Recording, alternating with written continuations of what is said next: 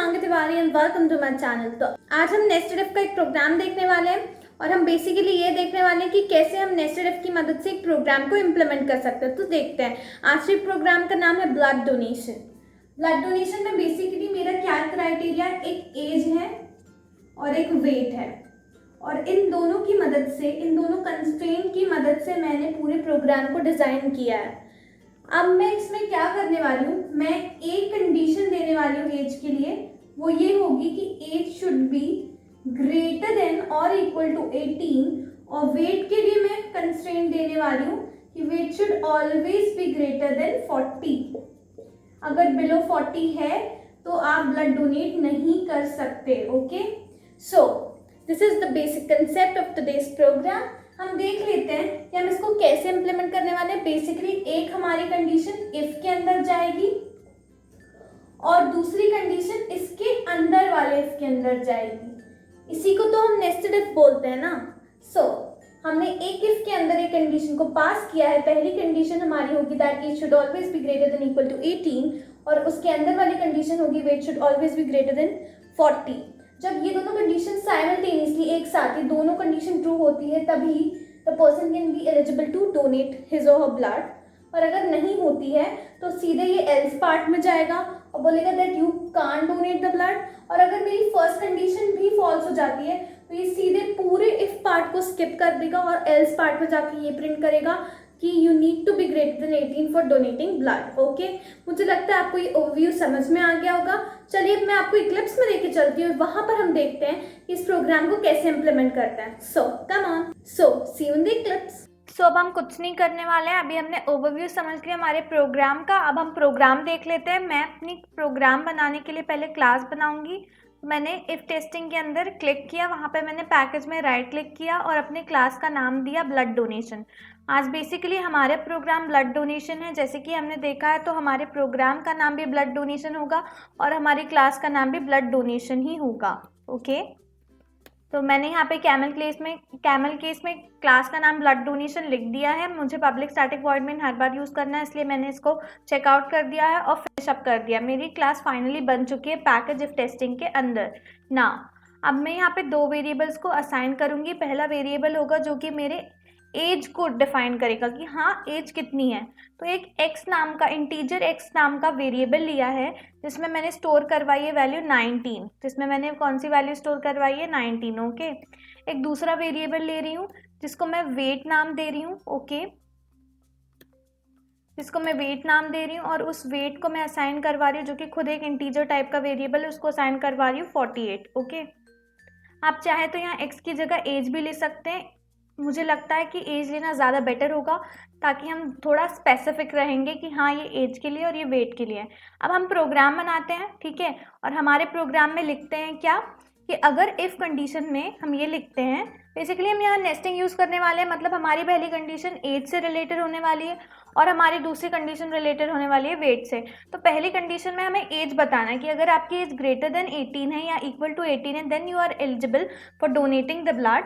पर अगर आपकी एज इससे कम है तो आप ब्लड डोनेट नहीं कर सकते। तो पहले मैं उसी कंडीशन को इफ में पास कर दूंगी। तो एज में मैं लिखने वाली हूँ अगर आपकी age greater than equal to 18 है सो आप एलिजिबल हैं, ठीक है। अब इसके लिए आपको एक और कंडीशन को पास करना पड़ेगा। वो क्या है, वो ये है कि आपका वेट ग्रेटर होना चाहिए। आपका जो वेट है that should be greater than और इक्वल टू 40। अगर आपका weight greater than equal to 40 है then you are eligible for donating your blood. Okay, so हमारी एक और कंडीशन पास हो गई है। और जब मेरी ये कंडीशन ट्रू होगी एज वाली, तभी मैं वेट की कंडीशन में आऊँगी, नहीं तो मैं इस कंडीशन में आ ही नहीं पाऊँगी और मैं पूरी इस कंडीशन को स्किप करके एल्स पार्ट में आ जाऊँगी। देखते हैं, अब जब मैं एल्स पार्ट लिख लूँगी तो आपको और डिफाइन हो जाएगा और क्लियर हो जाएगा कि मैं क्या बोलने की कोशिश कर रही हूँ। देखिए, अब यहाँ पे हम कुछ नहीं लिखने वाले, यहाँ पे हम मैसेज प्रिंट करवाएंगे। सो अपना वही मेथड सिस आउट कंट्रोल स्पेस, इससे हमारा प्रिंटिंग स्टेटमेंट आ चुका है। यहाँ हम लिखने वाले हैं that you are eligible for donating your blood. You are eligible for donating your blood. Okay, अब यहाँ पे हम एल्स में कंडीशन पास करने वाले हैं कि अगर आपकी एज ग्रेटर देन 18 तो है, बट अगर आपका वेट स्मॉलर देन 40 है, ओके, आपका जो वेट है वो 40 भी नहीं है, so you are not eligible, you will not able to give blood, okay. तो हम यहाँ पे क्या लिखेंगे, एल्स, और एल्स में हम लिखने वाले हैं एक प्रिंटिंग स्टेटमेंट जो कि ये बोलेगा कि you are not eligible to donate blood, okay. So you are not eligible for donating blood, okay. हमने ये लिख दिया है। अब बेसिकली हमने इफ़ के अंदर दो कंडीशन पास करी है, एक ग्रेटर देन 40 है तो हाँ आप एलिजिबल हैं, और अगर आप ग्रेटर देन 40 नहीं है तो आप एलिजिबल नहीं है।